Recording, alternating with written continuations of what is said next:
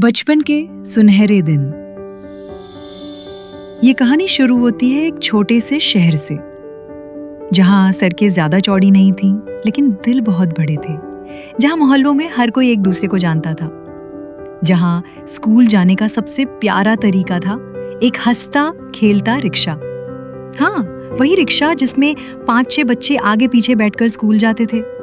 और उसी रिक्शे में पहली बार मिली थीं 2 प्यारी बच्चियां, स्मिता और आराध्या।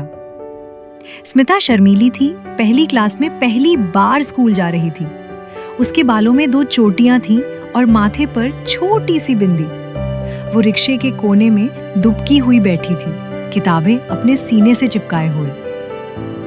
तभी सामने बैठी एक चंचल सी लड़की मुस्कुराते हुए बोली, हाय, तेरा नाम क्या है?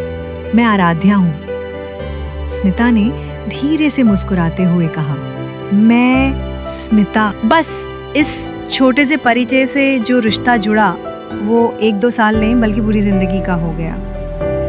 स्कूल की घंटी बजती, क्लास शुरू होती, लेकिन इनकी अपनी दुनिया होती। टिफिन में आधा आधा पराठा बांटना, एक स्लेट पर दोनों का नाम लिखना और स्कूल के बाद एक ही रिक्शे में बैठकर लौटते वक्त ढेर सारी बातें करना।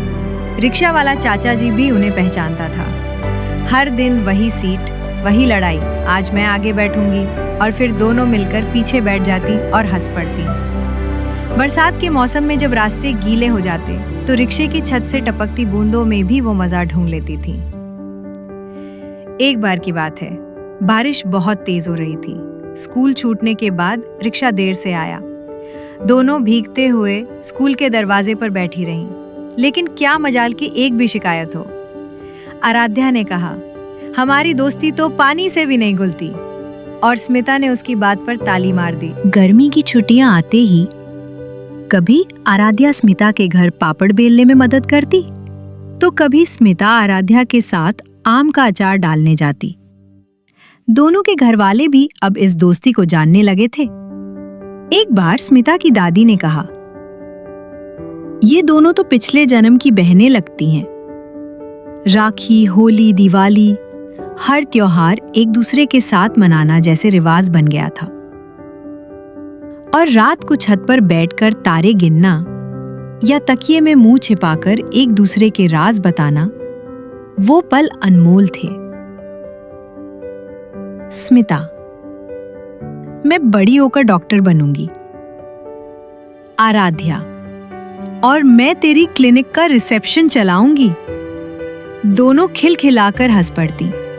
रिक्शे में बैठकर लौटते हुए कई बार वो अपनी स्कूल की यूनिफॉर्म गंदी कर लेती, लेकिन माँ की डांट से ज्यादा जरूरी होता था वो आखिरी 10 मिनट का साथ, जब दोनों अपने अपने घर के सामने उतरने से पहले कहती, कल जल्दी आ जाना, होमवर्क साथ में करेंगे।